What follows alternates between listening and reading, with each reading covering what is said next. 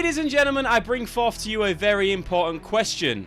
Does Diddy diddle with dudes? Now, we're going to be looking into a few interviews that have been put together by Ms. Mojo, and we're going to be trying to decipher any unusual behaviour which may go against Diddy, or any normal behaviour that may go in his favour, to find out, did Diddy do it? But before we get into that, ladies and gentlemen, I'm going to need you guys to smash that like button and hit that subscribe button, plus the notification bell to keep track of all of my videos coming out in the future. I am RatedR, and we're going to find out, did Diddy do it?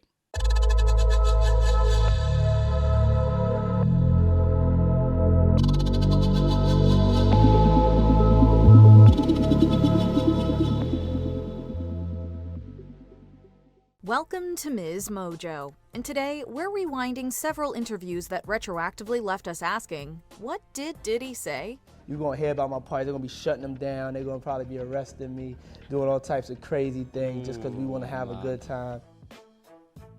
Representing The Wendy Williams Show. Oh, I remember this. After Hot 97 fired Wendy Williams in 1998, she accused Sean P. Diddy Combs of using his money and influence to, quote, try to crush her in New York.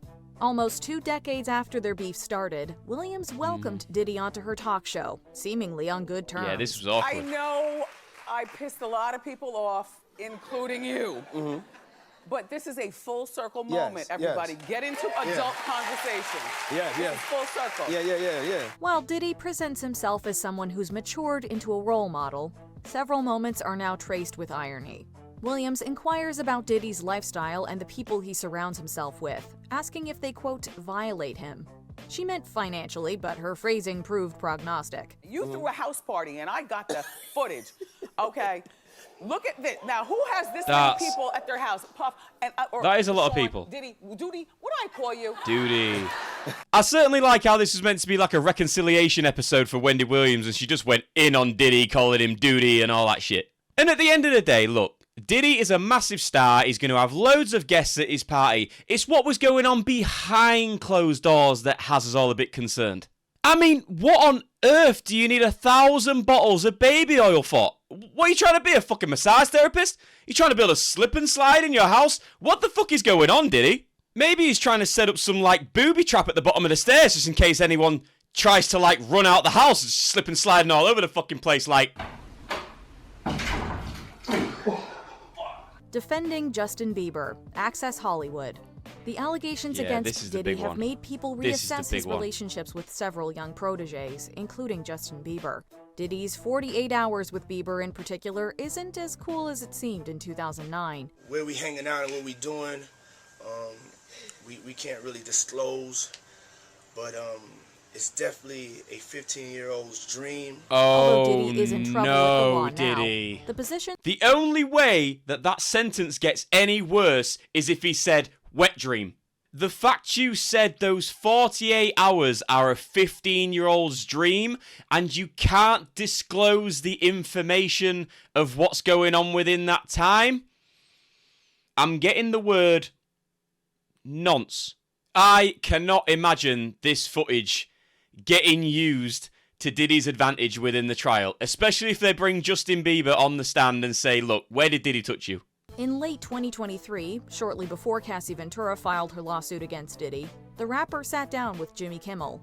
The host asked about a rumor circulating amid the release of Jada Pinkett Smith's memoir, Worthy. According to somebody claiming to be Diddy's former security guard, Will and Jada wanted to have a threesome with Jennifer Lopez. Diddy was dating Lopez at the time, allegedly threatening to beat up Will Smith. You see, if anything, this is just a reminder of how dysfunctional Will and Jada's marriage is as well, because they do some freaky shit behind closed doors, but they have no interest in keeping it behind closed doors. They mention it in all that red table talk bullshit. And I don't even think Diddy would have been pissed off at the fact they asked J-Lo for a threesome. I think he'd be more pissed off at the fact they didn't ask him for a foursome, what with all the baby oil, the sex toys, and state-of-the-art film equipment he's got. It'd have probably broke the internet.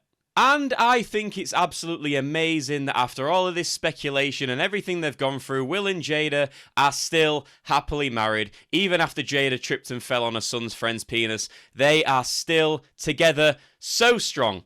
It really is an inspiration of how I want my marriage to be one day. Hands to yourself, Diddy. The Keenan Ivory weigh-in show. Oh, In the this. past, if you had P. Diddy and Mike Tyson in the same room, Yeah. chances are we'd be more intimidated by the heavyweight champion. You'd think so? Now we'd be more concerned for Tyson's well-being. In 1998, the two appeared on Keenan Ivory Wayans' short-lived talk show. If you're curious about the pairing, the boxer wanted to start a music company. People's been helping me out. Wycliffe helped me out. Devontae Swing been helping me out. And hopefully Puffy helped me out, you know. While much of the interview feels casual, a blink and you'll miss it dose of awkwardness occurs as Diddy's hand gets a little too close to Tyson. Wearing a grin, Tyson removes Diddy's hand before scooching away. But it was like, I just felt I was embarrassed for like weeks. It truly is about the Benjamin. Yeah. Oh, dude. No. Perhaps we're reading too much into this gesture, but to say that Diddy has been accused of invading personal space would be an understatement. Of all the people you decide to touch inappropriately on a TV show, you decide to do it to one of the greatest heavyweight championship boxers of all time. That's like walking into a lion enclosure covered in meat. And the thing is as well, Mike Tyson is also a very, very freaky man, and I think backstage after this show, he'd have probably got some sort of revenge, like... One at a time, play one at a time. Busy right now, working with Austin. You know what this is. Nigga. Don't fight this shit.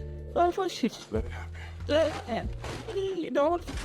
Phone book, nigga. I ain't even in the phone book. This ain't body, nigga. I'll bitch slap your ass.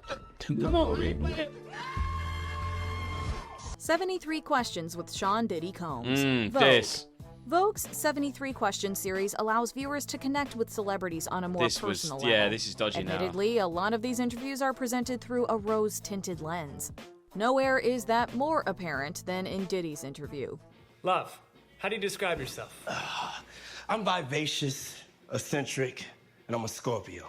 And a very, very freaky dude who likes having sex parties at his mansion with pools full of baby oil. But let's carry on. In 2017, the video presents Diddy in a down-to-earth light. On the heels of his 2024 arrest, though, some of Diddy's responses feel like setups for punchlines that late-night hosts would have a field day with. Now, you've gone on the record saying that your white party is up there with the top 3 that you've ever thrown for people. What are the other 2? Please don't mention Epstein's Island. Please don't mention Epstein's Island. I would say when I got my star on Hollywood, I had a party. And this year at Burning Man, at an undisclosed location. Whew! Thank God for that. Wait, did he say an undisclosed location? Epstein's Island? To name a few, Diddy describes himself as, quote, eccentric, says that there are, quote, no misconceptions about him, and claims, quote, compassion is his best personal trait. Well, Diddy also brings up love like several milk. times, even asking the interviewer to refer to him by that name. Oh, and his dream collaboration would be with Michael Jackson. Why? I mean, it's Michael Jackson, man.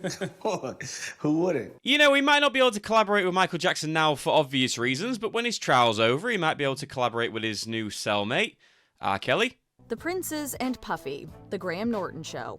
Many famous names have quote-unquote partied with Diddy over the years. Not every invitee showed up, however. In 2011, Graham Norton asked about a rumor that Diddy wanted Princes William and Harry to attend one of his parties. Diddy assured Norton that they were no longer on the list. Not anymore. I mean, before, you know. Don't ruin our royal wedding for us. Trust me, they're off the list. This was seemingly because William was about to marry Catherine Middleton, but Diddy's clumsy word choice turned this clip into certified cringe. Diddy claimed that he wanted to party with the princes when they were, quote, young bucks growing up. Young bucks? Diddy, you can't be saying that, man. From the way he's talking and all the freaky behaviour we've already seen, I'm surprised he didn't invite Prince Andrew. Any interviews with Cassie. Throughout their relationship, Diddy and Cassie Ventura accompanied each other to various red carpet events. Even when flying solo, Diddy and Cassie would often speak adoringly of each other. The birthday party was incredible. She's such a special person. On the surface, the two looked like the epitome of a glamorous couple. That illusion was shattered when Cassie sued Combs for a, quote, cycle of abuse, violence, and sex trafficking that allegedly lasted almost a decade. If I'm on her team as her attorney, I'm making it clear that that's what It's not looking good, Diddy. That the relationship started It's not looking good, bro. But gradually, it got worse and worse to the point that she was caught in this vicious cycle. She was caught under his thumb. Some of Cassie's claims were supported by video evidence. After watching this footage, it's impossible to look back on any of their interviews together the same way again. So he's already on record to be having a history of abuse and sex trafficking, and this was said by none other than his ex-girlfriend, Cassie, someone who was once very close to him, obviously. And the most embarrassing part about all that is he's been caught running through a hotel lobby wearing nothing but a towel. It's really not looking good for Diddy, is it? Honestly, I can't wait for all this to come out on the Netflix documentary. And of course, it's being produced by none other than 50 Cent, the most incredible wind-up merchant celebrity to have ever walked the earth, who has apparently been researching Diddy for the last decade or so. So, without a doubt, he's going to leave no stone unturned on all this. But, ladies and gentlemen, I'm going to have to leave it there because the last thing I want is one of my videos to be used as evidence. There is no doubt in my mind that this is a very, very, very sketchy situation for Diddy. And obviously, anything said in this video by me isn't concrete or evidence. I just say it for the sake of entertainment and laughter. But I really hope you enjoyed this video just as much as I did. I've been RatedR. Please don't forget to comment, like, and subscribe. Please take care, and peace.